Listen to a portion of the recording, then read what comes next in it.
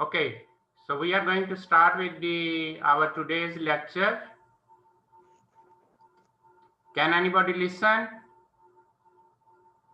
Yes, Can sir. I? Yes, sir. Yes, sir. Okay, so you can listen and you are Please, sharing the sir. screen with me. Sir, So students waiting in. if you Sir, we remember last time we started discussing rhizosphere, what is rhizosphere? We discussed that. So today, to continue with the same topic, we are going to discuss the rhizospheric soil. What is rhizospheric soil? So, sir, if you remember last time we defined the rhizosphere as the area which is very close to the plant roots, and we said that generally there is no hard and fast rule that up to which area you can consider it as rhizosphere. We said that it depends upon the plant age and the plant species, and it is actually the area which is under the influence of root exudates. And I defined last time, just to clarify, that in hydroponics also the rhizosphere exists. But generally, in general terms, when we say rhizosphere, it is generally considered as the rhizosphere soil or the rhizospheric soil. Means the soil which is very close to the plant roots or which is under the influence of the root exudates.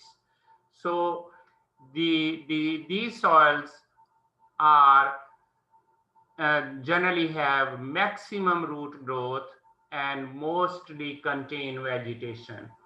So near the plant roots, you can see it's your general observation, daily routine observation, that near the roots, there is generally vegetation. What are the important features of the rhizospheric soil? So the important features of the rhizospheric soil are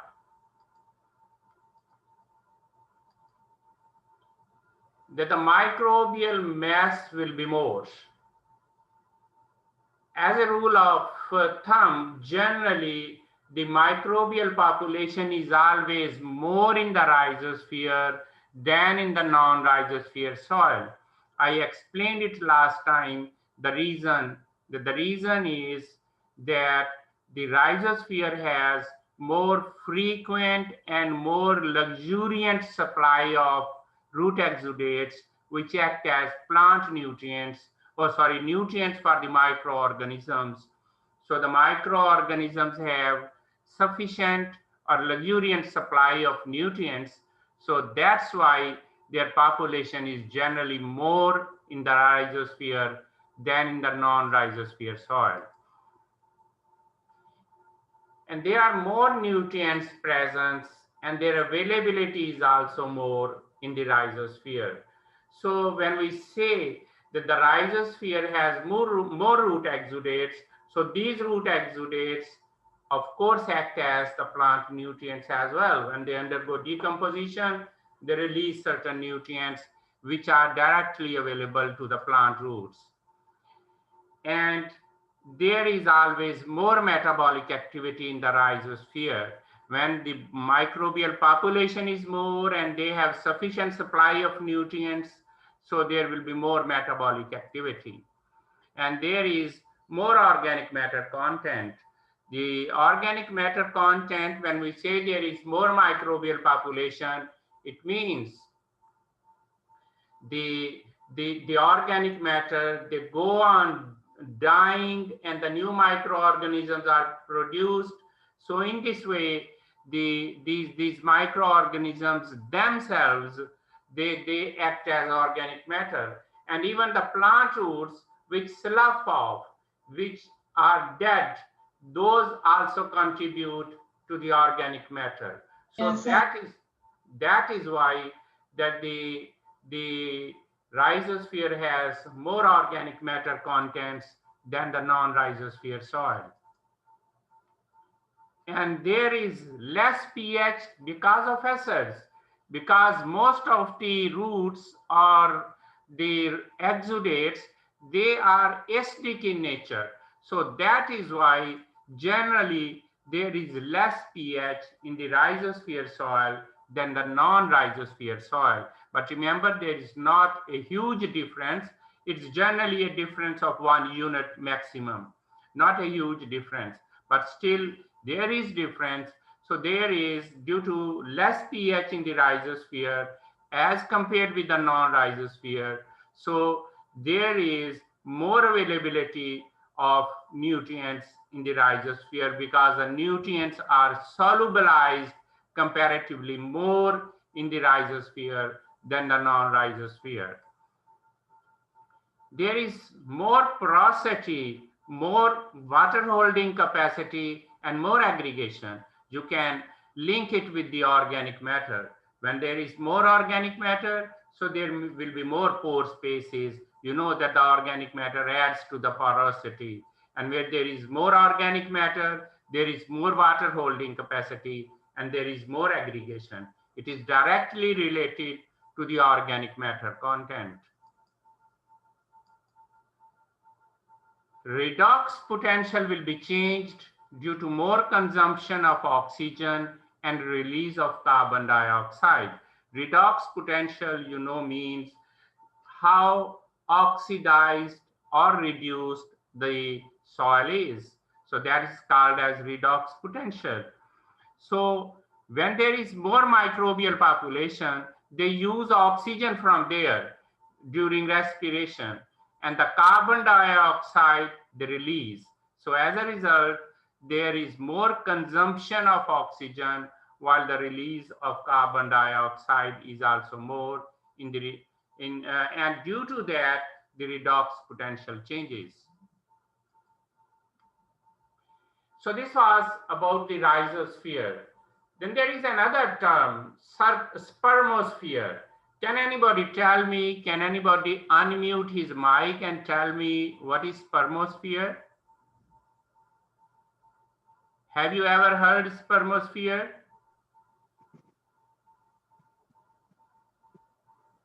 No, sir.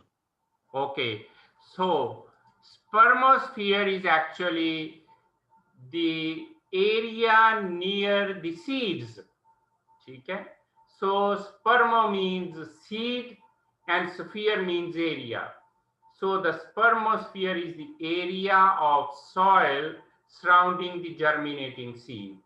So जब आप seed सो करते हैं और वो germinate करना start करता है just, तो उसके इर्द गिर्द की जो वेरी क्लोज जो सॉइल है, that is called as spermosphere, right? So अब जो टर्म्स हमने अब तक पढ़ी हैं, राइजोस्फियर है, उसके बाद हमने राइजोप्लेन पढ़ा था, और आज हम एक नई टर्म यूज की है हमने, spermosphere. So spermosphere is the area around the germinating seed or the soil surrounding the germinating seed. And rhizoplane, we defined last time that the rhizoplane is the surface of a plant root and any strongly adhering soil particle. So soil surface itself या उसके ऊपर जो strongly attached soil particles होते हैं, उन सब को collectively हम rhizoplane कहते हैं. So the plant roots and strongly adhering soil particles, those are called as rhizoplane. Another term is phyllosphere. What is phyllosphere? So phyllosphere is actually the leaf surface or total above ground surfaces of a plant as a habitat for microorganisms. So surface के ऊपर, ground से ऊपर, जमीन के ऊपर जो भी पौधे का हिस्सा है उसको हम फाइलोस्फीयर कहते हैं, right? So that contains the leaves, that contains the stem, everything, the whole portion, that is called as phyllosphere. So what is the rhizosphere environment? Generally, the environment of rhizospheric soil is different from that of bulk soil. Bulk soil मैंने define किया था पहले भी, means which is away from the influence of root exudates. That is called as non-rhizosphere soil or bulk soil, which affects directly or indirectly the microfloral population, such as, कैसे वो affect करते हैं? So generally मैंने ये कहा है कि generally rhizosphere soil की इन्वायरमेंट बल्क सॉइल की इन्वायरमेंट से डिफरेंट होती है.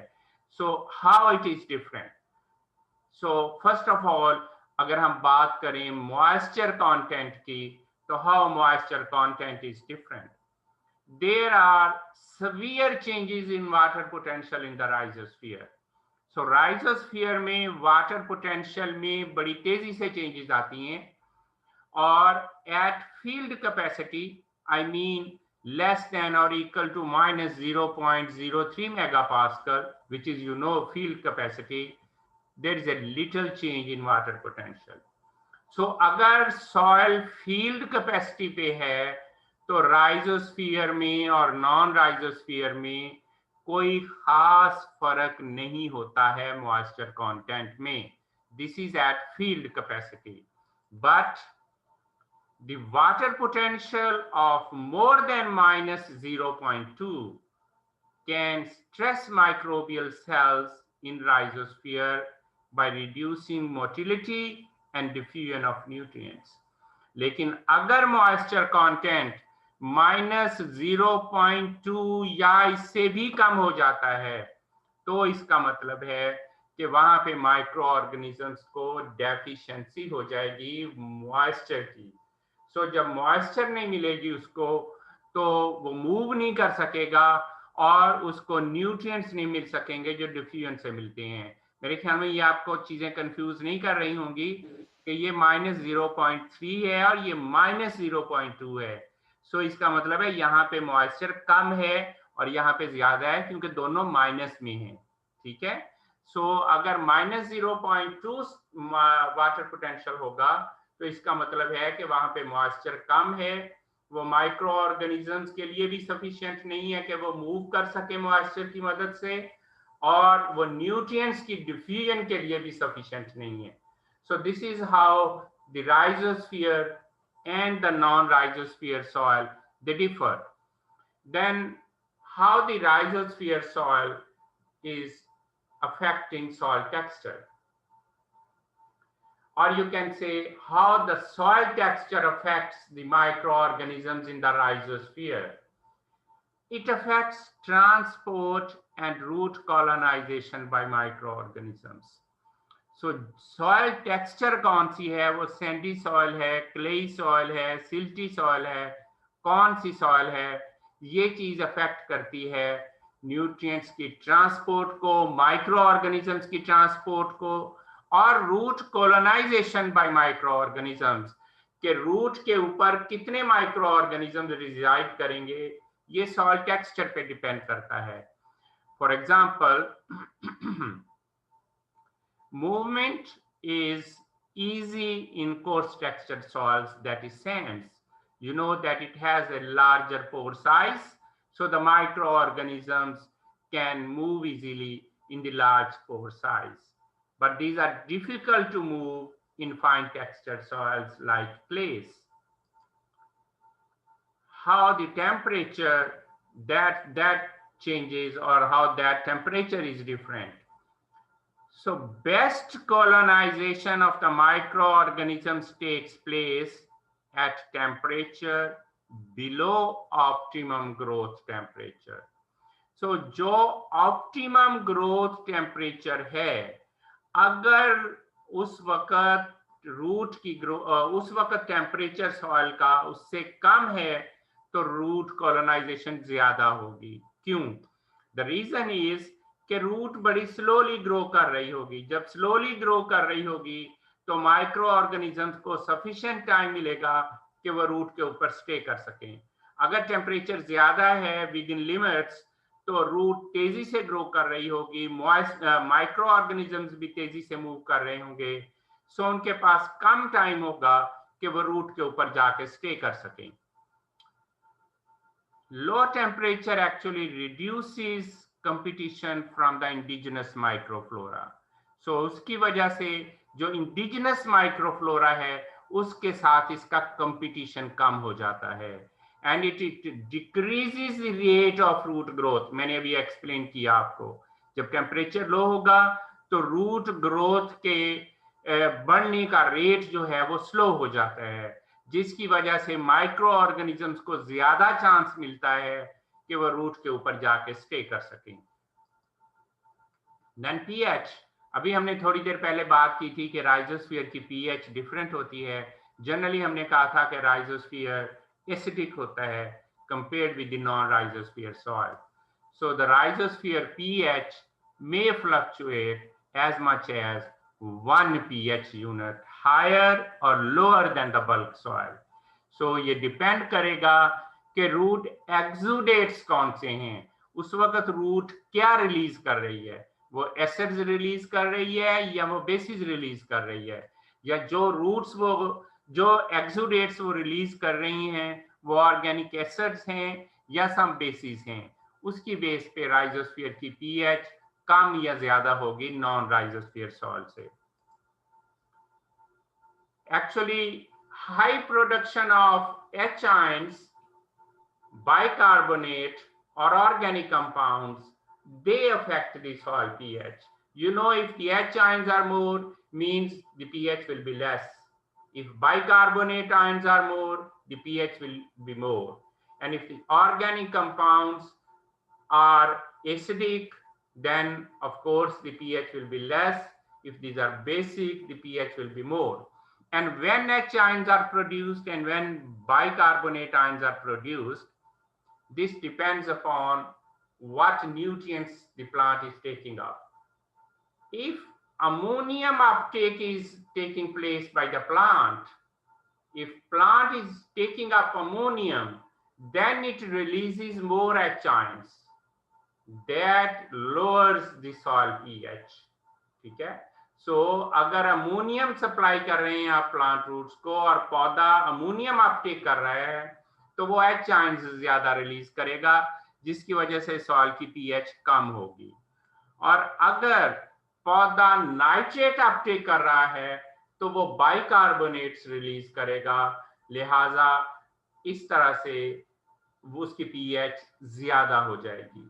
ठीक है, सो अमोनियम और नाइट्रेट ये डिटरमिन करते हैं कि पौधे ने H आयंस रिलीज करने हैं या बाइकार्बोनेट आयंस रिलीज करने हैं, या आप प्लांट फिजियोलॉजी वगैरह के कोर्सेज में पढ़ेंगे कि ये क्यों होता है। यहाँ पे ये this is beyond my scope. So what are the root exudates? हम बार बार बात कर रहे हैं कि जी रूट एक्सुडेट्स होते हैं जो एक्चुअली राइजोस्फीयर को अफेक्ट करते हैं। तो what are the root exudates? So plant roots excrete various organic substances into the rhizosphere called as root exudates. So plant roots जो भी organic substances rhizosphere में release करते हैं उनको हम root exudates कहते हैं। ठीक है, and these are a rich source of nutrients for microbial community। और यही वजह है, मैंने शुरू में बात की थी कि microbial population is more in the rhizosphere compared with the non-rhizosphere soil, because the rhizosphere has more root exudates which are rich source of nutrients for the microbial community.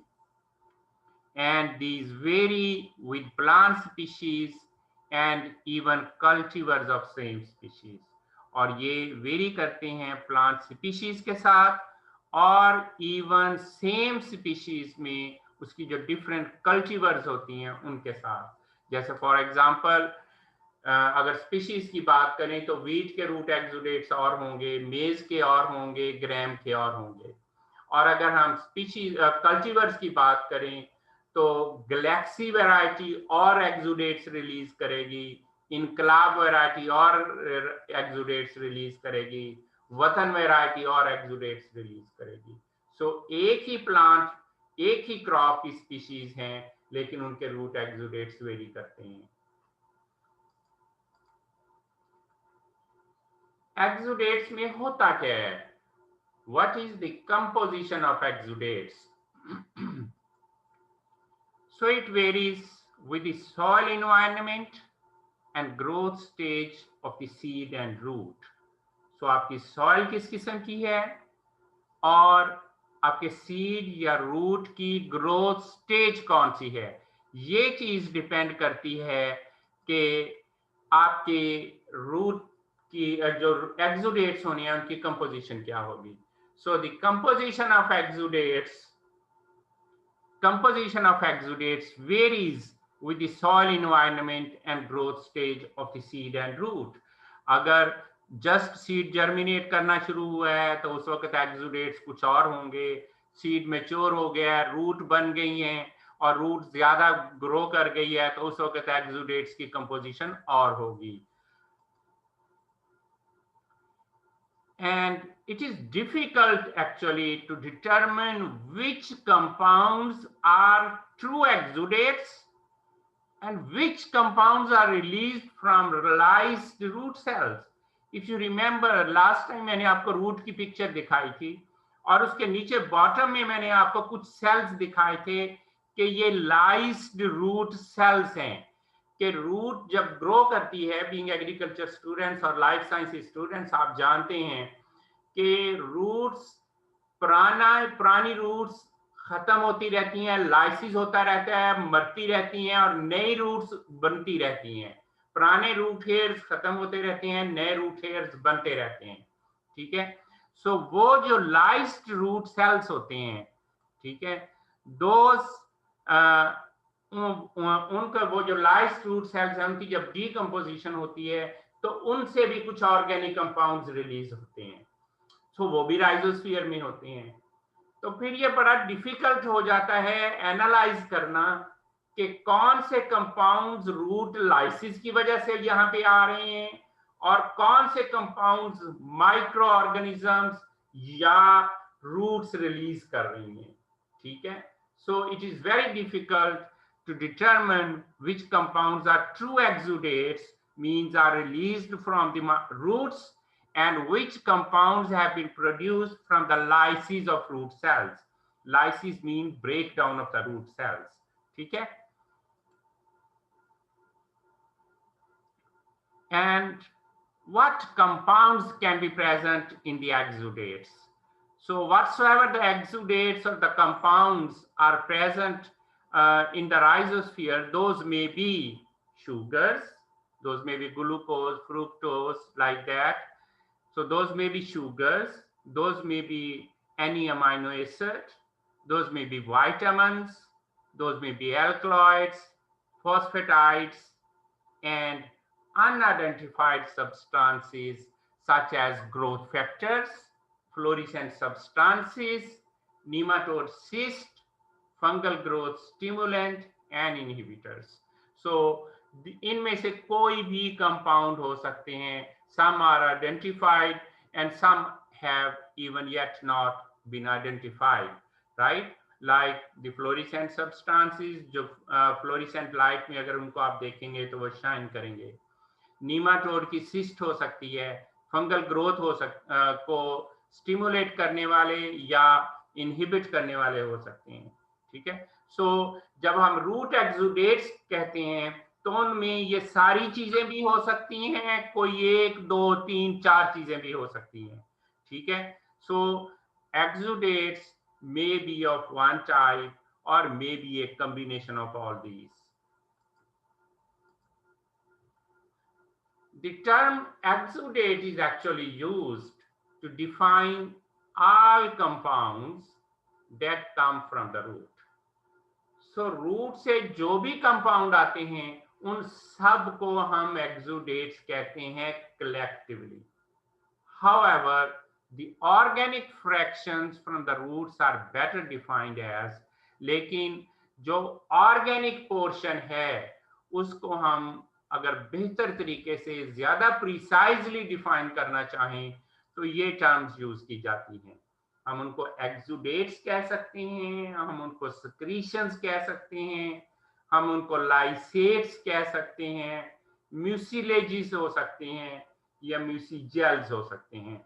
And how these are different, तो मैं ये आपको explain करता हूं कि how these are different. So what are the exudates? So we can define exudates as the low molecular weight compounds that are not the result of metabolic process. So ज़हन में रखें, exudates ये general term जो root की secretions को explain करने के लिए यूज की जाती है वो हम एक्सुडेट्स करते हैं। लेकिन अगर मैंने कहा कि अगर उन ऑर्गेनिक फ्रैक्शंस को मोर प्रिसाइजली, ज्यादा एक्यूरेटली आप डिफाइन करना चाहें तो वो ये टर्म्स हैं। एक्सुडेट्स क्या होते हैं? So these are low molecular weight compounds and these are not the result of metabolic processes. ये किसी मेटाबॉलिक प्रोसेस से रिलीज नहीं हो रहे होते। These are oozing directly from the epidermal cell walls or oozing indirectly into the intercellular spaces and then into the soil. किसी metabolic process से produce नहीं होते, बल्कि बगैर किसी मेटाबॉलिज्म के ये डायरेक्टली जो एपिडर्मल सेल वॉल होती है ऊज आउट, उससे बाहर निकल आते हैं। ठीक है, सिंपली उससे बाहर आ जाते हैं। ठीक है, oozing out directly from epidermal cell walls or indirectly into the intercellular spaces. एक सेल से दूसरे सेल के दरमियान में जो जगह हैं वहां पे आते हैं और वहां से ये बाहर सॉइल में आ जाते हैं। कोई मेटाबॉलिक प्रोसेस नहीं हो रहा होता। ठीक है, ये बगैर मेटाबॉलिक प्रोसेस के डायरेक्टली रिलीज हो रहे होते हैं। और जो दूसरी टर्म थी that was secretions. So the secretions are, अब दोनों में डिफरेंस देख लें, वो लो मॉलिक्यूलर वेट थे। इसमें मैं कह रहा हूं these are low and high molecular weight compounds. इसमें लो भी होते हैं और हाई मॉलिक्यूलर वेट भी होते हैं। एंड फर्क क्या है? These are released as a result of metabolic processes, कि ये कोई ना कोई मेटाबॉलिक प्रोसेस होता है तो उससे रिलीज होते हैं। ठीक है, थर्ड टर्म आती है लाइसेट्स। लाइसिस से है ये। So the compounds release when epidermal cells are autolysed. मैंने पहले कहा था कुछ सेल्स ब्रेक डाउन हो रहे होते हैं, कुछ बन रहे होते हैं। तो जो ब्रेक डाउन होती है सेल्स की, उससे जो कंपाउंड्स रिलीज होते हैं उनको हम लाइसेट्स कहते हैं। ठीक है, इसी तरह से दो टर्म्स आती हैं म्यूसिलेजिस एंड म्यूसिजेल्स। सो म्यूसिलेजिस आर एक्चुअली, आप कह सकते हैं दीज आर सिक्रीटेड, क्या तीन किस्मों के होते हैं। These are secreted by the Golgi apparatus in the root cap. आपने बॉटनी में ये पढ़ा है मैट्रिक की क्लासेस में कि गोल्गी अपरेटस क्या होता है। ठीक है, so these are secreted by Golgi apparatus in the root cap. Root cap में जो गोल्गी बॉडीज होती हैं वो इनको म्यूसिलेजिस या म्यूसिजेल्स को, पर्टिकुलरली म्यूसिलेजिस को रिलीज करती हैं। और these are secreted by epidermal cells that still have primary walls. वो एपिडर्मल सेल्स जिनमें अभी भी प्राइमरी वॉल मौजूद होती है, उनकी लाइसिस नहीं होती, वो सिक्रीट करते हैं इसको। या these are released from hydrolyzed polysaccharides of primary cell wall. जो प्राइमरी सेल वॉल होती है उसके जो कंपाउंड्स, जो पॉलीसैकेराइड्स हैं, वो उनकी हाइड्रोलिसिस हो जाती है और उस हाइड्रोलिसिस की वजह से ये म्यूसिलेजिस बनती हैं। सो म्यूसिलेजिस तीन तरह से बन सकती हैं। Those may be secreted by Golgi apparatus in the root cap. Those may be secreted by epidermal cells that still have the primary walls, or those may be released from hydrolyzed polysaccharides of primary cell wall. Or even these may be released from bacterial degradation of multilamellate primary cell walls of dead epidermal cells. हत्ता कि जब bacteria जो वहां पे मौजूद हैं, जब उनकी डिग्रेडेशन होती है तो उनकी सेल वॉल से भी ये रिलीज हो सकती हैं म्यूसिलेजेस। ठीक है, so these were the sources of mucilages and these gelatinous products, gelatinous means gel like, जैसे जेल नहीं होती, so these gelatinous products together with natural mucilages, bacterial cells, and their metabolic products, colloidal minerals, and organic matter form mucigels. So वो जो मैंने अभी पहले आपको म्यूसिलेजेस explain किए कि 4 तरह से बन सकते हैं, वो म्यूसिलेजेस क्या होती हैं? जेल लाइक मटेरियल होता है। सो वो जेल लाइक मटेरियल, उसके साथ natural mucilages, bacterial cell walls और मेटाबॉलिक प्रोडक्ट्स जो भी वहां पे प्रोड्यूस हो रही हैं, वो कोलाइडल मिनरल्स जो वेरी फाइन मिनरल्स हैं वो, और ऑर्गेनिक मैटर, ये सब मिल के जो चीज बनाते हैं उसे हम म्यूसिजेल कहते हैं।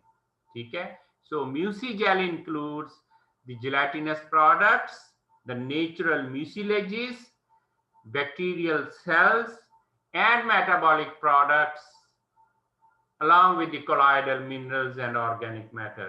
So इनको हम म्यूसिजेल्स कहते हैं। So इन म्यूसिजेल्स का काम क्या होता है actually? These are very important. एक चीज ध्यान में रखें कि the म्यूसिजेल maintains contact between the root and the soil as the root shrinks during daytime water stress, permitting continuous uptake of nutrients and water. दिन के वक्त क्या होता है, जब वाटर स्ट्रेस होता है, पौधे को पानी नहीं मिलता है, तो उस वक्त उसकी रूट्स थोड़ा श्रिंक कर जाती हैं, और जब वो श्रिंक करती हैं तो उन रूट्स का सॉइल के साथ कांटेक्ट कम हो जाता है, लिहाजा वो फिर वहां से कंटिन्यूअसली न्यूट्रिएंट्स या वाटर नहीं ले सकती। उस वक्त फिर ये म्यूसिजेल होती है जो रूट्स का और सॉइल का कांटेक्ट कायम रखती है ताकि उसको कंटिन्यूअसली मॉइस्चर और न्यूट्रिएंट्स मिलते रहें। So the purpose of the mucilage is to have to permit a continuous uptake of nutrients and water.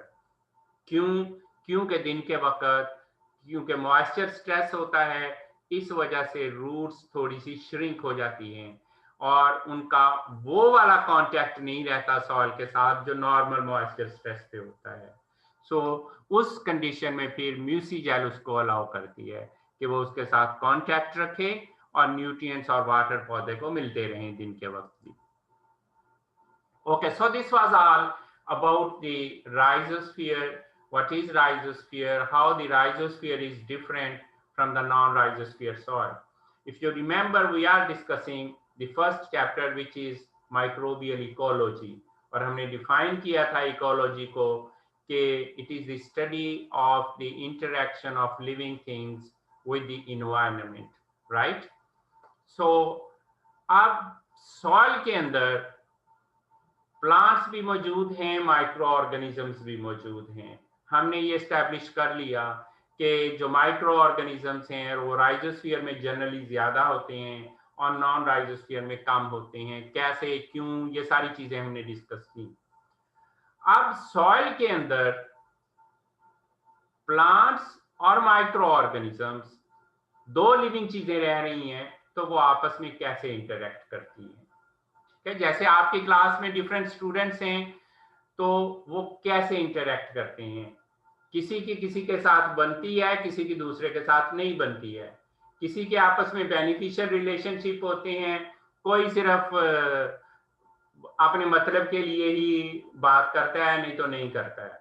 ठीक है, कोई ऐसे लोग होते हैं जो कहते हैं यार किसी का भला करना चाहिए, वो किसी का भला करते हैं, डू गुड हैव गुड, आप किसी के लिए अच्छाई करेंगे, कोई आपके लिए अच्छाई करेगा।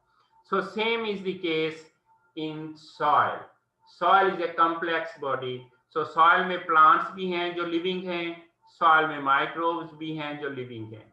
सो दे how they interact. So now we'll study how the plants and microbes they interact with each other. और बाद में हम पढ़ेंगे कि how the microbes they interact with other microbes. ठीक है?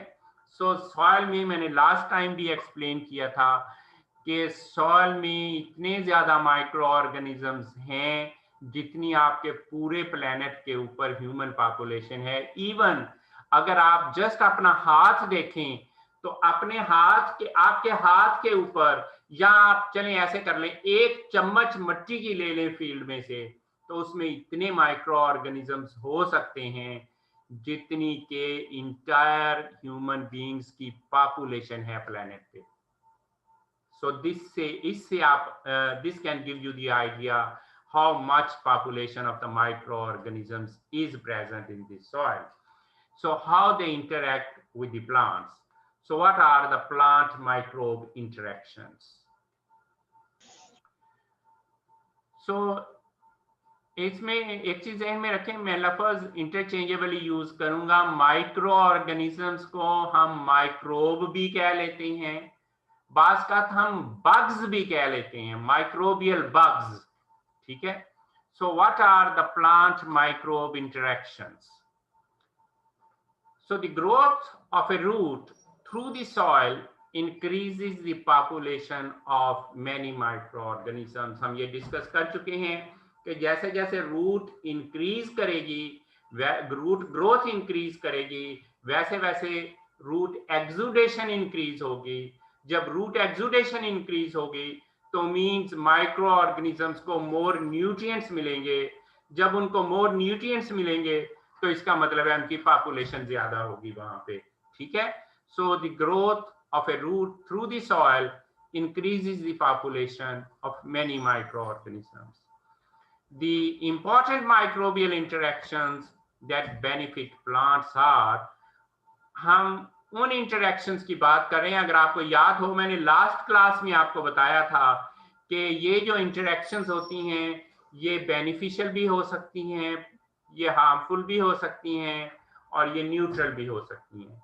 सो वो इंटरेक्शंस जो पौधे के लिए बेनिफिशियल हैं. So the important microbe plant interactions which are beneficial, those are nitrogen fixation. मैं इनको एक एक करके डिस्कस करूंगा बाद में. सो यहाँ पे सिर्फ आपको नाम बता रहा हूँ. वो नाइट्रोजन फिक्सेशन है, माइकोराइजल एसोसिएशन है, प्लांट ग्रोथ प्रमोशन है, decomposition, nutrient cycling and biological control. So these are some beneficial plant microbe interactions. So इनको अब हम वन बाय वन डिस्कस करते हैं. So first of all, we take up nitrogen fixation. So can anybody define nitrogen fixation? Is Umar around here? Yes, sir. Umar, are you there? Yes, sir. Yes, sir. Umar, what is nitrogen fixation? Sir जो sir अभी clearly सही याद नहीं है. Okay. So जी, अभी कोई female बोल रही थी, आप अपना नाम बताएं और बताएं what is nitrogen fixation? Sir, Sehrish is the name. Yes. It is a biological reduction of atmospheric nitrogen, that is molecular nitrogen, into ammonia or related nitrogenous products with the help Yes. of nitrogenase enzyme. Yes, beautiful, very good. So nitrogen fixation, हम क्योंकि इस वक्त biological nitrogen fixation की बात कर रहे हैं, so she has defined very precisely. General, अगर हम जनरल नाइट्रोजन फिक्सेशन की बात करें तो इसमें वो जो entrapment of ammonium in the interlayer sites होती है वो भी नाइट्रोजन फिक्सेशन है, लेकिन वो बायोलॉजिकल नहीं है. इस वक्त हम बात कर रहे हैं क्योंकि प्लांट माइक्रोब इंटरेक्शन की. सो नाइट्रोजन फिक्सेशन और बायोलॉजिकल नाइट्रोजन फिक्सेशन इसने बड़ा प्रिसाइजली डिफाइन किया है. सो याद रखें, it is the second most important biological process on earth after photosynthesis. So अर्थ पे सबसे इंपॉर्टेंट जो बायोलॉजिकल प्रोसेस है वो कौन सा है? That is photosynthesis. फोटोसिंथेसिस के बाद जो दूसरा इंपॉर्टेंट बायोलॉजिकल प्रोसेस है वो बायोलॉजिकल नाइट्रोजन फिक्सेशन है, and it contributes 65% of nitrogen used in agriculture. So you know nitrogen is considered as the superstar nutrient, सबसे ज्यादा जिसकी पौधे को जरूरत होती है. और हमारी soils you know are about 100% soils are deficient in nitrogen, और पौधे को नाइट्रोजन की जरूरत होती है. तो जो नाइट्रोजन एग्रीकल्चर में हम फर्टिलाइजर्स वगैरह की फॉर्म में यूज कर रहे हैं, उसका 65% of the nitrogen which is used, that is contributed by biological nitrogen fixation. So as Harish defined, biological nitrogen fixation is a biological process where the microorganisms, they convert atmospheric nitrogen into ammonium form with the help of an enzyme which is called as nitrogenase enzyme, right? क्यों इसकी significance है? You know that the atmosphere contains 21% nitrogen, about 21% nitrogen. So that 21% nitrogen, plants cannot use that nitrogen as such, because that nitrogen is present in the form of a triple bond, N triple bond की form में, and that bond is a very stable bond. So पौधे को nitrogen जो चाहिए वो या ammonium form में चाहिए या नाइट्रेट फॉर्म में चाहिए, आपने बीएससी में ये पढ़ा है. तो जब अमोनियम या नाइट्रेट फॉर्म में चाहिए तो वो तो N2 में होती है जो एटमॉस्फेयर में होती है. सो उसको या तो रिड्यूस होके अमोनियम फॉर्म में कन्वर्ट होना है या ऑक्सीडाइज होके नाइट्रेट फॉर्म में कन्वर्ट होना है. So this is the beauty of nature. ये अल्लाह ताला का काम है कि उसने ऐसे छोटे छोटे माइक्रो ऑर्गेनिजम्स बना दिए हैं जो एक एंजाइम रिलीज करते हैं जिसको हम नाइट्रोजिनेज एंजाइम कहते हैं. ये एंजाइम क्या करता है कि ये वो जो वेरी स्ट्रांग बॉन्ड है ट्रिपल बॉन्ड, उसको ब्रेक डाउन करते हैं और N2 को कन्वर्ट करते हैं into ammonium form, and that ammonium can then be used by the plants. ठीक है. So this is nitrogen fixation, and it can contribute 65% of nitrogen which is used in agriculture.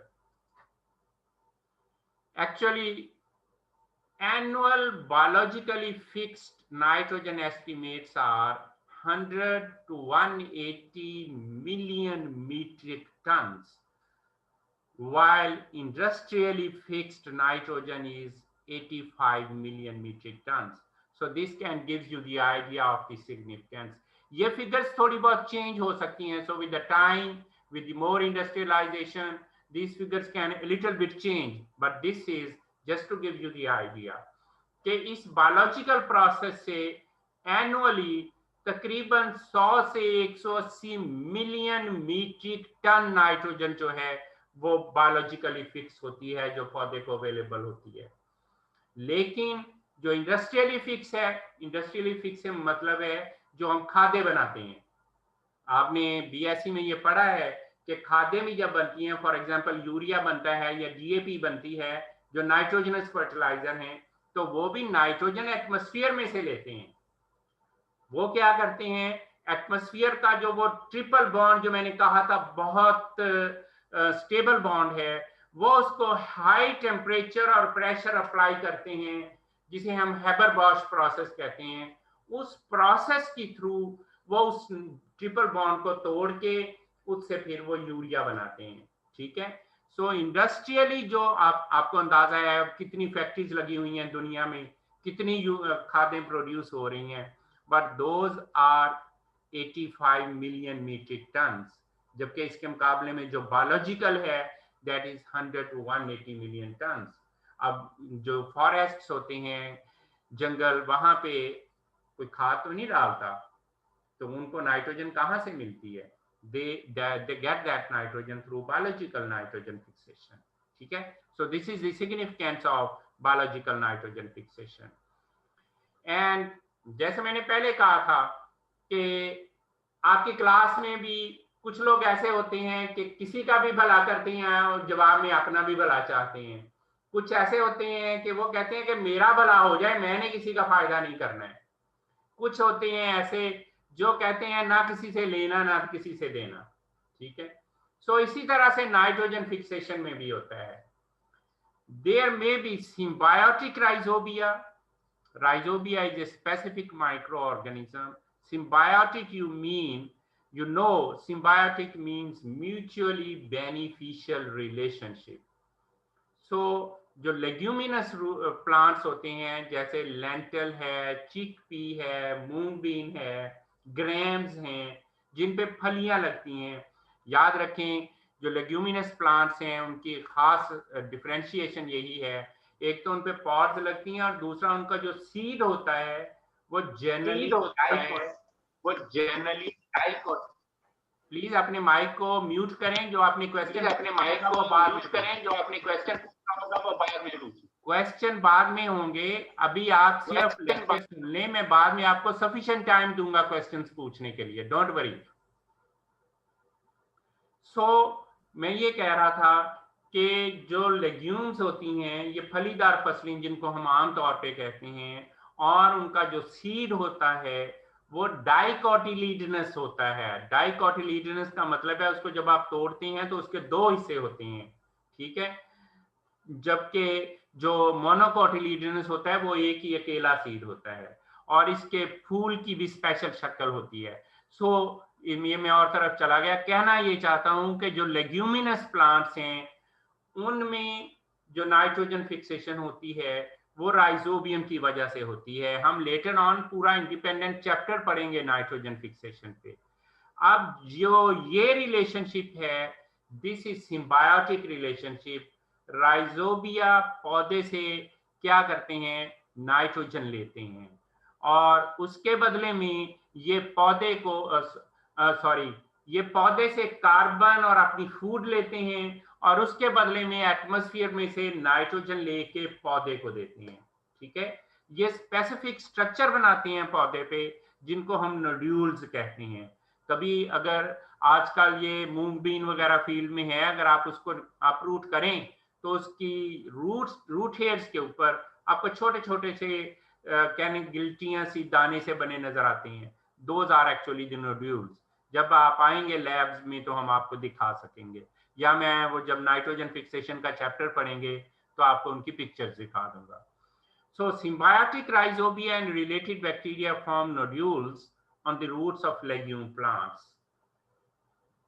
Take dinitrogen from the air and transform it to plant available nitrogen. So rhizobia या इसके relevant जो bacteria हैं वो क्या करते हैं, atmosphere में जो N2 है उसको लेते हैं, लेके उसको अमोनियम फॉर्म में ट्रांसफॉर्म करते हैं और पौधे के लिए अवेलेबल कर देते हैं। This process is symbiotic. मैंने क्यों सिम्बायोटिक है, क्योंकि दोनों का फायदा हो रहा है। पौधे को ये नाइट्रोजन दे रहे हैं और उसके बदले में क्या कर रहे हैं, वहां से कार्बन और दूसरी फूड ले रहे हैं ये। ठीक है, ये हम जब BNF का चैप्टर पढ़ेंगे वहां पे मैं आपको डिटेल से बताऊंगा। The plant provides nutrients and competition-free home for the bacteria. So उस nodules में ये रहते हैं, उनको स्पेस भी मिलती है, घर भी मिलता है, फूड भी मिलती है, बदले में ये पौधे को नाइट्रोजन देते हैं। और जो दूसरी रिलेशन, ये तो थी सिम्बायोटिक, दूसरी होती है associative nitrogen bacteria. They colonize non-legumes and these can be of 3 types. Associative nitrogen fixation 3 किस्मों की हो सकती है। क्या वो कौन से होते हैं, एक तो होते हैं जो राइजोस्फीयर में रहते हैं, सच एज एजोटोबैक्टर पास्पेली। ठीक है, राइजोस्फीयर में रहते हैं ये पौधे के जो एक्सुडेट्स होते हैं उसको यूज करते हैं और नाइट्रोजन ये अपने लिए फिक्स करते हैं एटमॉस्फेयर में से, और जब ये डीकम्पोज होते हैं तो वो नाइट्रोजन पौधे को मिल जाती है।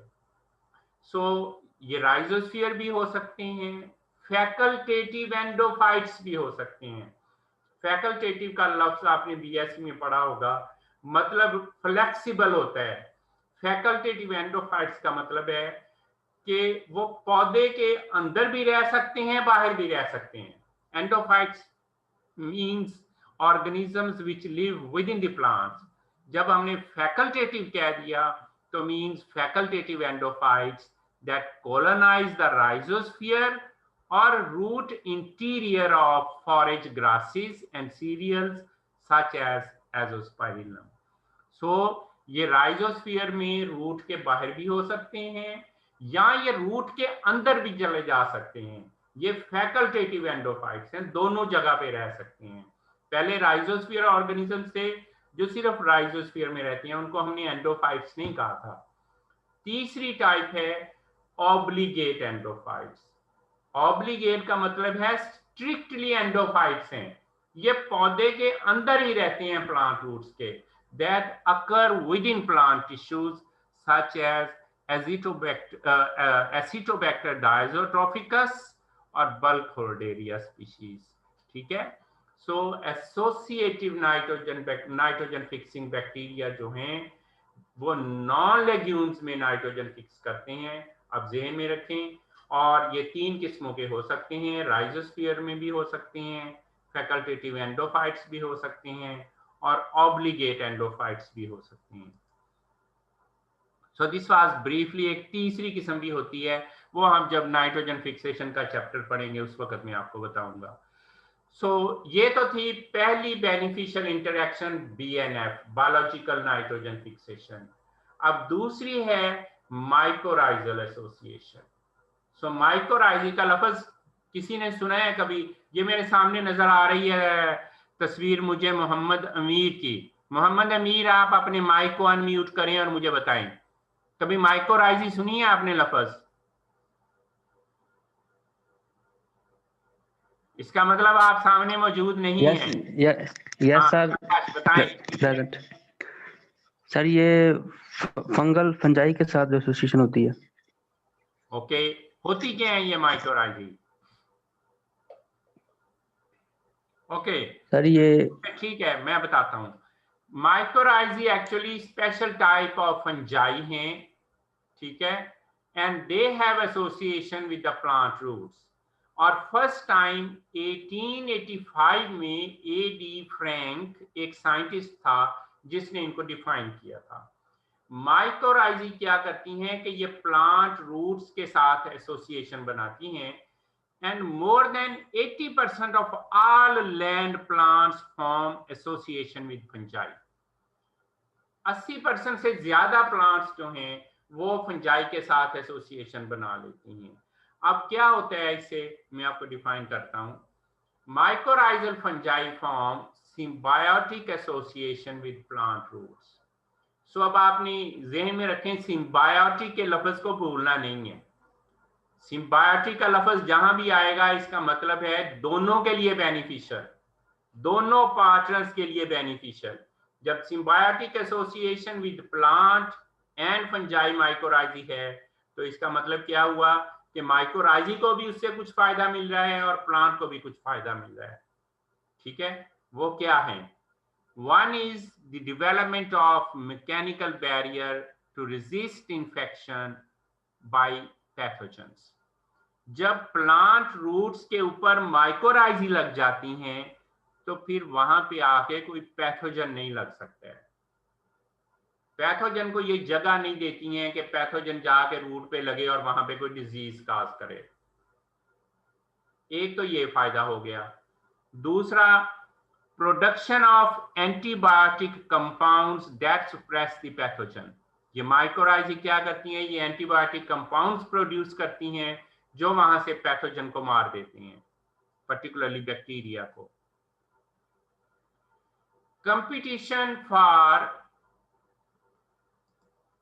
nutrients in the rhizosphere including production of siderophores क्या करती हैं? ये राइजोस्फीयर में न्यूट्रिएंट्स के लिए कंपटीशन क्रिएट कर देते हैं, खास तौर पे साइड्रोफोर के लिए। साइड्रोफोर क्या होते हैं ये हम पढ़ेंगे आगे जाके, लेकिन यहाँ पे ब्रीफली आपको बता देता हूँ। साइड्रोफोर्स होते हैं low molecular weight iron loving compounds. Molecular weight कम होता है, ये आयरन को पसंद करते हैं, जहां भी आयरन होगी ये उसके साथ किलेट बना लेंगे। लिहाजा क्या होगा, जो भी वहां पे कोई दूसरी चीज मौजूद है, से कोई दूसरा माइक्रो ऑर्गेनिज्म मौजूद है, ये उसको वो आयरन अवेलेबल नहीं होने देंगे। लिहाजा उस माइक्रो ऑर्गेनिज्म को आयरन की डेफिशिएंसी हो जाएगी।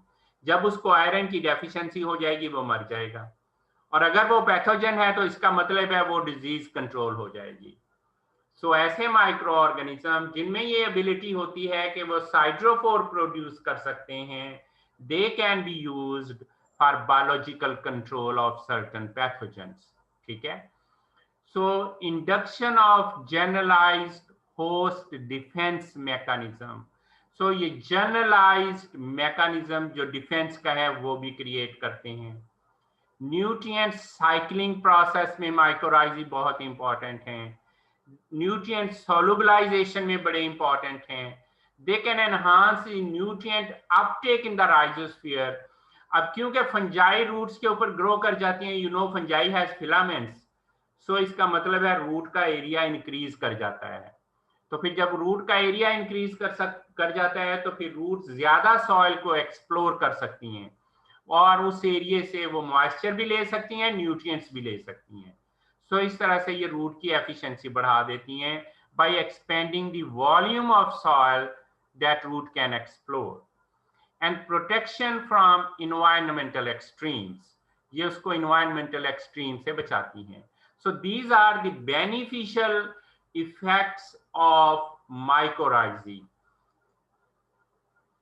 अब एक और बेनिफिशियल इफेक्ट जो प्लांट माइक्रोबियल इंटरेक्शन में हमने बात की थी, जो मैंने कहा था ये बेनिफिशियल इंटरेक्शंस हैं, एक और है प्लांट ग्रोथ प्रमोशन, कि सॉइल में जो बैक्टीरिया मौजूद हैं they can promote the plant growth.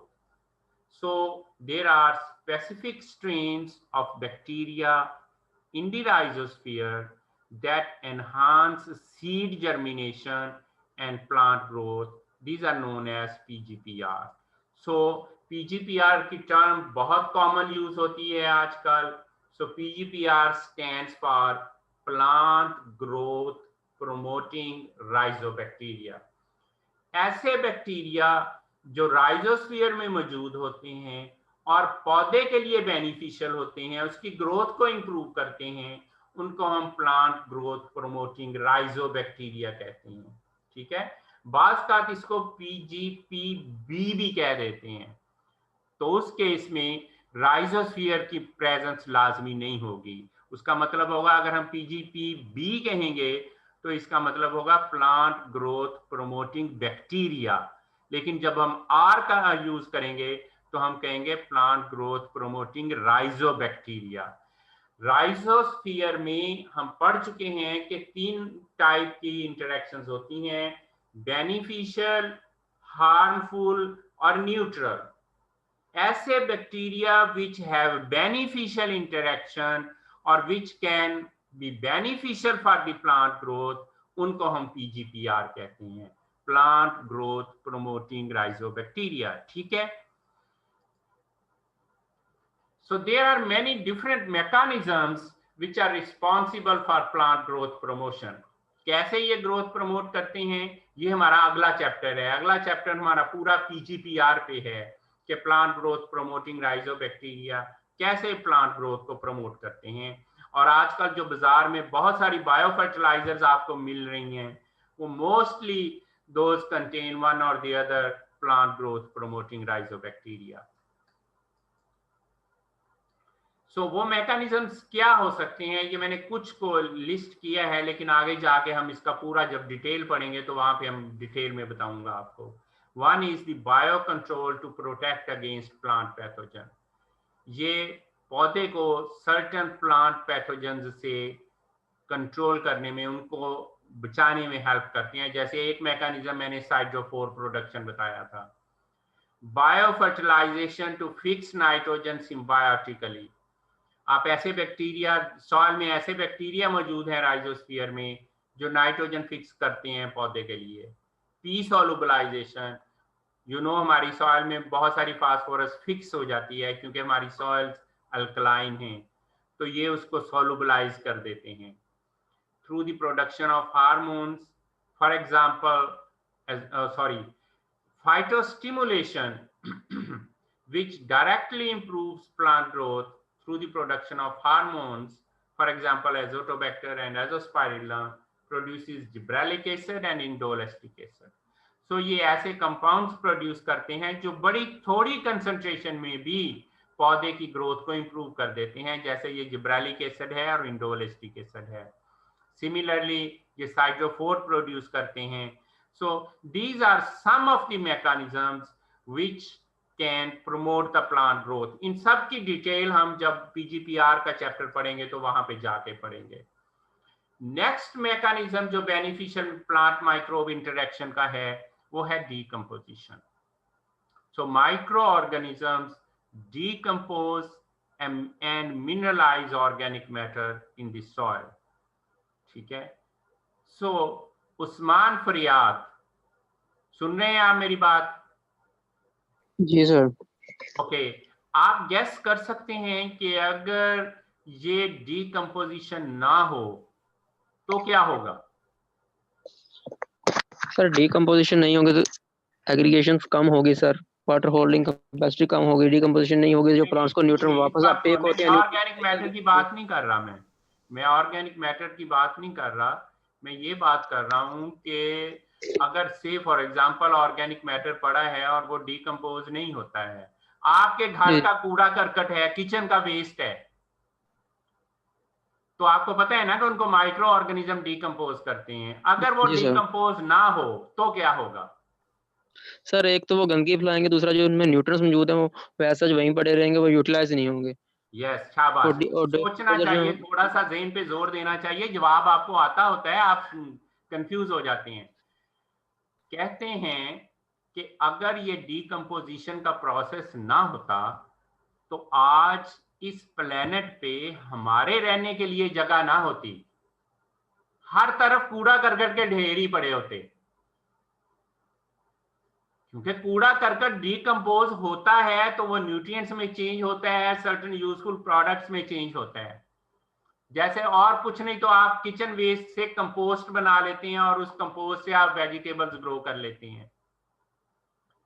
So this is one of the very important function of the micro organisms that they decompose the organic matter. आपने बिल्कुल ठीक कहा, अगर डीकम्पोजिशन नहीं होगी तो एक तो ये होगा कि वो कूड़ा करकट गंदगी फैलाएगा, उससे बदबू पैदा होगी।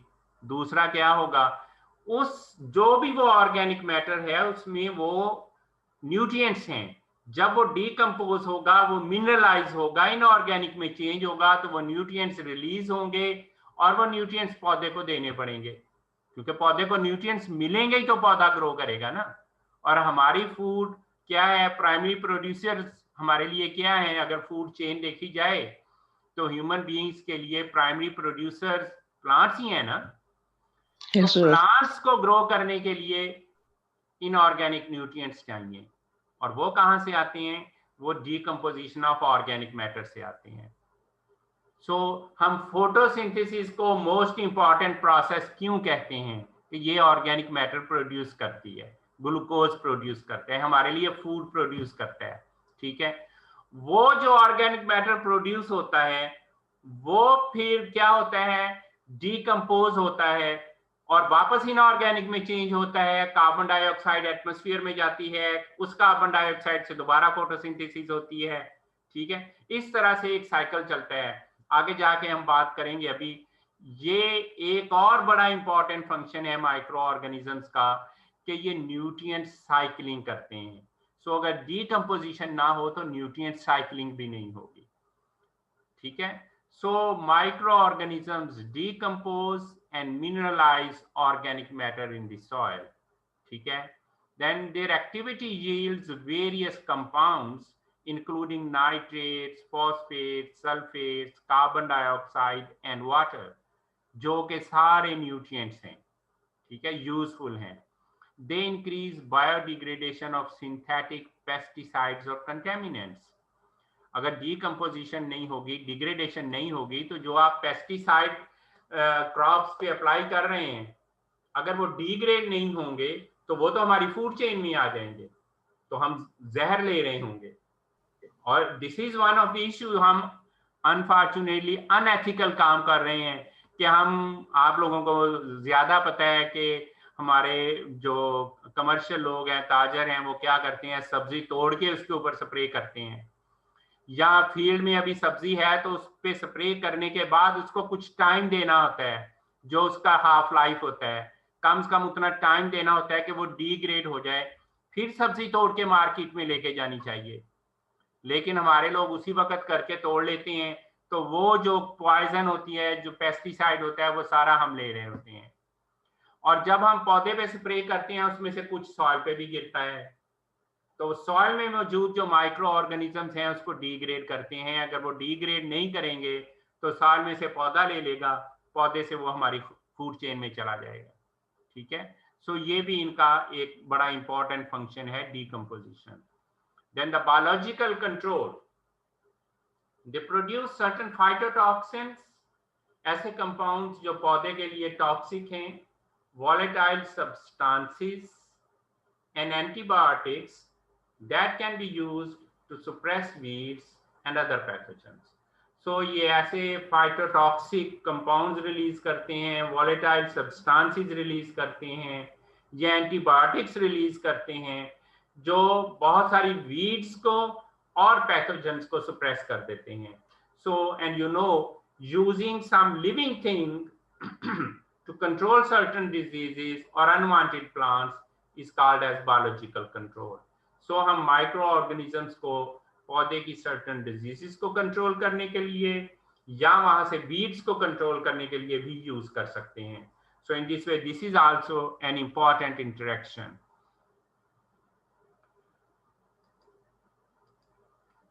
So this was all about the plant microbe interactions, right? So now the house is open for questions. Next time हम micro class 9:30 खत्म होगी ना? So next time 9:30 no. So now you have 20 minutes to ask questions. अब अपना जिसने question पूछना है वो अपना माइक अनम्यूट करे, अपना नाम बताए और फिर क्वेश्चन पूछ ले। और पहले मुझे ये बताएं, आपका सीआर ऑनलाइन अवेलेबल है अब? Yes sir. तो आप ये इनकी टोटल तादाद गिने, इनके नाम मुझे बाद में बता दें फिर कितने लोग इस वक्त अवेलेबल हैं। Okay sir. ठीक है, मेरे पास 75 शो हो रहे हैं। जी सर, इन्हीं की अटेंडेंस हुई है जो 75 प्रेजेंट है। 75 प्रेजेंट है तो मुझे उनके नाम चाहिए ना? जी सर, मैं आपको दे दूंगा। वो आपने मुझे देनी है। आपका ओके नाम सर। क्या है वैसे? हसन सज्जाद। अच्छा, आप हैं सीआर, ओके ठीक है। आप है ना जी, okay, you can now ask questions.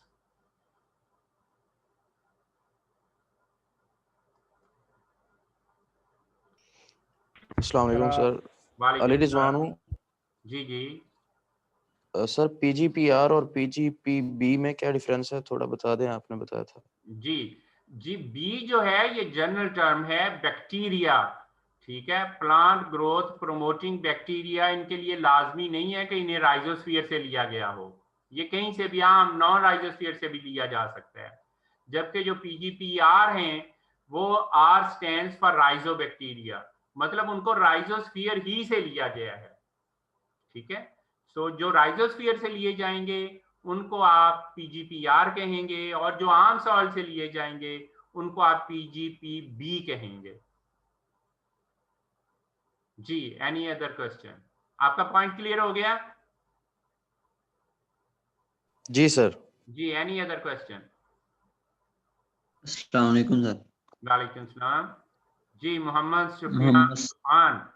Ji, Mohammad sir, सिड्रोफोर्स का बता दीजिएगा। ओके, सिड्रोफोर्स मैंने थोड़ा सा बताया था कि siderophores low molecular weight iron loving compounds होते हैं जो कि माइक्रो ऑर्गेनिजम्स प्रोड्यूस करते हैं। अब होता क्या है? होता ये है, फॉर एग्जांपल कि होता ये है कि से आपकी सॉइल में कोई पैथोजन मौजूद है। अब पैथोजन को भी तो न्यूट्रिएंट्स चाहिए होते हैं, और आयरन जो है एक एसेंशियल न्यूट्रिएंट है। वहां पे आप कोई ऐसा बैक्टीरिया आप इंट्रोड्यूस कर देते हैं या नेचुरली वहां पे मौजूद है जो सिड्रोफोर्स या साइड्रोफोर्स प्रोड्यूस करता है। अब वो जो साइड्रोफोर्स हैं, जैसे मैंने कहा, वो क्या हैं? वो आयरन लविंग लो मॉलिक्यूलर वेट कंपाउंड्स हैं। तो वो वहां विसिनिटी में सॉइल में जितना आयरन मौजूद होगा उस आयरन को अपने साथ कंबाइन कर लेंगे। लिहाजा वो आयरन फिर जो वहां पे पैथोजन मौजूद है उसको वो आयरन नहीं मिल सकेगा। लिहाजा पैथोजन के लिए आयरन की डेफिशिएंसी हो जाएगी और उस आयरन डेफिशिएंसी की वजह से पैथोजन मर जाएगा। और जब पैथोजन मर जाएगा तो इसका मतलब जो डिजीज वो काज कर रहा था वो कंट्रोल हो जाएगी।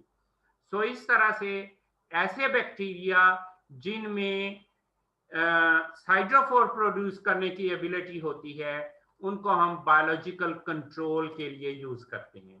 ठीक है, क्लियर हुई बात? Yes sir. सर ये चिलेट्स बना लेंगे ना? जी, चिलेट्स बना लेंगे ना? यस, किलेट्स बना लेंगे ना। यस। तो सर अगर ये पैथोजेंस के लिए अनअवेलेबल होगा तो ये बाकी बेनिफिशियल चीजों के लिए भी तो अनअवेलेबल हो सकता है ना?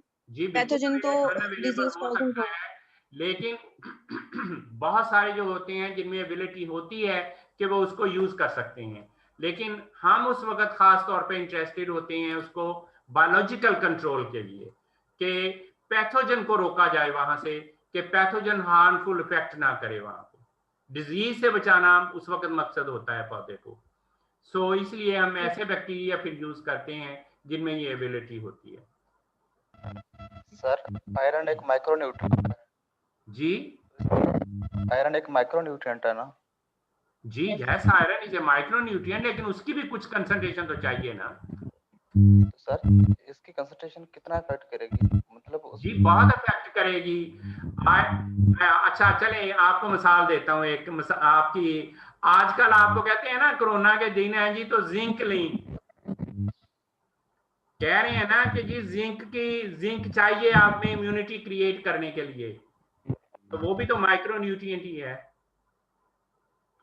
और आपने एक फर्टिलिटी के बीएससी में आपने एक कोर्स पढ़ा था फर्टिलिटी का, जिसमें आपने लीबिग्स लॉ ऑफ मिनिमम पढ़ा था। वो लॉ क्या कहता था?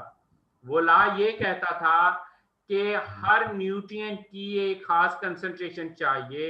अगर वो न्यूट्रिएंट की वो खास कंसंट्रेशन नहीं है तो ये नहीं हो सकता कि आप वो न्यूट्रिएंट ना डालें, उसकी जगह पे किसी दूसरे न्यूट्रिएंट की अमाउंट बढ़ा दें। उस न्यूट्रिएंट की अमाउंट उसी न्यूट्रिएंट से पूरी होनी है।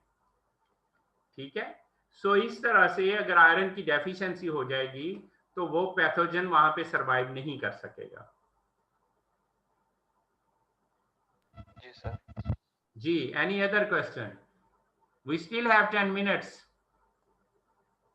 सर जो रूट्स एक्सोडेट्स के हमने टाइप्स पढ़ी हैं, सेक्रीशंस हैं, लाइसेट्स हैं, म्यूसिलेजेस हैं, म्यूसिजेल्स हैं, ये रूट जो है एक टाइम मतलब एक प्लांट की रूट स्पेसिफिक टाइप के रूट एक्सोडेट सेक्रेट करेगी या मतलब सारे ही एक टाइम में रिलीज हो सकते हैं? यस, एक टाइम पे सारे ही रिलीज हो सकते हैं। आप ये बड़ा मुश्किल होता है उनको अलग-अलग डिफरेंशिएट करना। मैंने बल्कि ये भी कहा था कि ये भी बड़ा मुश्किल होता है डिफरेंशिएट करना कि ये रूट ही रिलीज कर रही है या ये वो उसकी जो डीकम्पोजिशन हो रही है उससे बन रहे हैं वहां पे। वो उसके लिए बड़ी स्पेसिफिक टेक्निक्स हैं जो यूज की जाती हैं कि ये रूट ने ही रिलीज किया है। सर माइकोराइजल एसोसिएशन की कोई एग्जांपल्स दे दें। माइकोराइजल एसोसिएशन ये देखिए आपने इसको हम आगे जाके चैप्टर है आपका पूरा इस पे। वैसे दो किस्में होती हैं, एक एक्टोमाइकोराइजी होती है, एक एंडोमाइकोराइजी होती है। कुछ होती हैं जो रूट के बाहर ग्रो करती हैं, कुछ होती हैं जो अंदर चले जाती हैं। ये माइकोराइजी जो है ये डिफरेंट प्लांट्स में, जैसे मैंने यहाँ पे कहा था कि तकरीबन 80% प्लांट्स हैं जिनकी रूट्स पे माइकोराइजी ग्रो कर सकते हैं। जैसे सिट्रस है, माइकोराइजी ग्रो कर सकती है। ठीक है, सो ये बहुत सारे प्लांट्स हैं। मेज है, मेज की रूट्स पे माइकोराइजी ग्रो कर सकती हैं। सो ये वहां पे म्यूचुअली बेनिफिशियल रिलेशनशिप बना सकती हैं। सही। और सर एक और क्वेश्चन है कि जिस तरह सिड्रोफोर्स आयरन लविंग कंपाउंड्स होते हैं तो ये माइक्रोन्यूट्रिएंट है आयरन, तो इसके अलावा कोई और भी माइक्रोन्यूट्रिएंट फिक्स हो सकते हैं या सिर्फ आयरन ही फिक्स होता है? जो साइट्रोफोर है ये, इसकी डेफिनेशन ही ये है कि ये आयरन लविंग है, सो ये सिर्फ आयरन को करता है। सर इसके अलावा भी कोई माइक्रोन्यूट्रिएंट फिक्स होते हैं या सिर्फ आयरन ही? जी देखें, मोस्टली जो माइक्रो ऑर्गेनिजम्स हैं, जो मेरे इल्म से ऐसी कोई रिपोर्ट नहीं गुजरी है कि माइक्रो ऑर्गेनिजम्स ने किसी और न्यूट्रिएंट की अवेलेबिलिटी को कम किया हो, लेकिन जनरली इस तरह से तो हो सकता है कि माइक्रो ऑर्गेनिजम्स सॉइल की पीएच को जो थोड़ा बहुत आल्टर करते हैं उससे उनकी अवेलेबिलिटी कम ज्यादा हो सकती है, लेकिन ऐसी कोई रिपोर्ट मेरी नजर से नहीं गुजरी है कम से कम जिसमें माइक्रो ऑर्गेनिजम्स इस तरह से किलेट बना के कि उसकी उसकी क्या कहना चाहिए अवेलेबिलिटी को कम करते हो। The cytopore are specific for iron. Okay sir, thank you. जी जी, एनी अदर क्वेश्चन? सॉइल में माइक्रोबियल पॉपुलेशन किस तरह इंक्रीज कर सकते हैं? अगर हम फ्लड वगैरह करते हैं तो वो कम हो जाती है, जो सी अमाउंट हमने डाली होती है उतनी मिलती नहीं सॉइल में। सॉइल में माइक्रो ऑर्गेनिजम्स की पॉपुलेशन कैसे इंक्रीज कर सकती हैं? ओके, तो इसका एक तरीका तो ये है कि आप बायो फर्टिलाइजर यूज कर लें, ठीक है। बायो फर्टिलाइजर में ये होगा कि खास तौर पे आप अपने इंटरेस्ट के माइक्रो ऑर्गेनिजम्स डाल रहे होंगे। फॉर एग्जांपल, अगर आप नाइट्रोजन फिक्सेशन बढ़ाना चाहते हैं तो आप वहां पे नाइट्रोजन फिक्सिंग ऑर्गेनिज्म इंट्रोड्यूस करें। बायो फर्टिलाइजर या इनोकुलेशन का कॉन्सेप्ट ही यही होता है। दूसरा जनरल एक आम जो तरीकाकार है वो ये है नॉर्मली कि आप ग्रीन मैन्योरिंग करें या ऑर्गेनिक मैटर ऐड करें। तो वो ग्रीन मैन्योरिंग या ऑर्गेनिक मैटर जो है वो that serves as a source of food for particularly the heterotrophic micro organisms. So as a result of that जो माइक्रोबियल पॉपुलेशन है वो जनरली बढ़ जाएगी। सो इन जनरल कहा जाता है कि वो सारे फैक्टर्स जो प्लांट ग्रोथ को इंप्रूव करते हैं, अगर वो सारे फैक्टर्स आप फेवरेबल फैक्टर्स आप सॉइल में इंट्रोड्यूस कर दें तो माइक्रोबियल पॉपुलेशन भी इंक्रीज हो जाती है। Okay sir.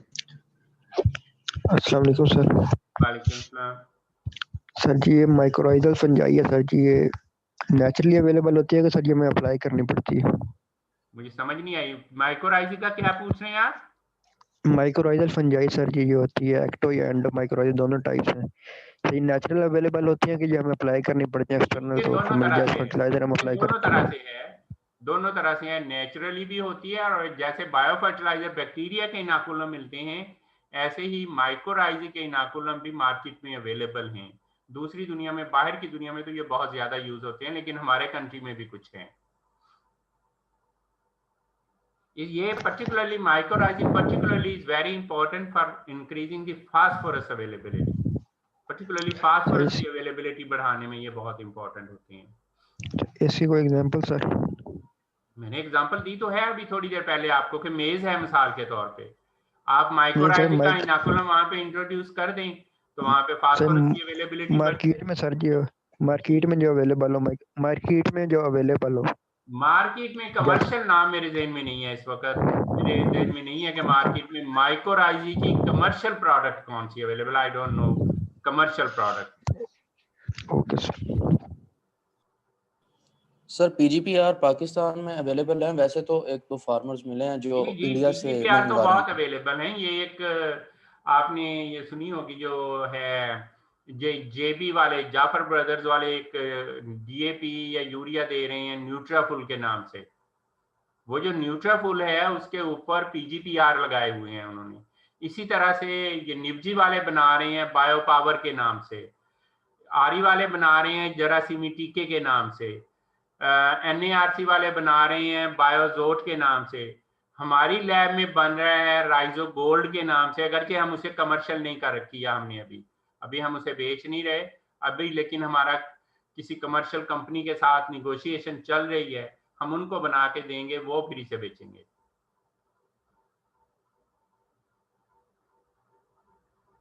जी ये सर, ये तो मतलब प्रोडक्ट्स हैं जैसे इंडिया से एक छोटी सी प्ले टाइप होती है आप कह सकते हैं शीशी छोटी सी, उसमें वो ला के उसको आगे जैसे मल्टीप्लाई करवा के अप्लाई करते हैं फार्मर लेवल, मतलब फार्मर्स, तो देखें उस तरह का इसके एप्लीकेशन के डिफरेंट मेथड्स होती हैं।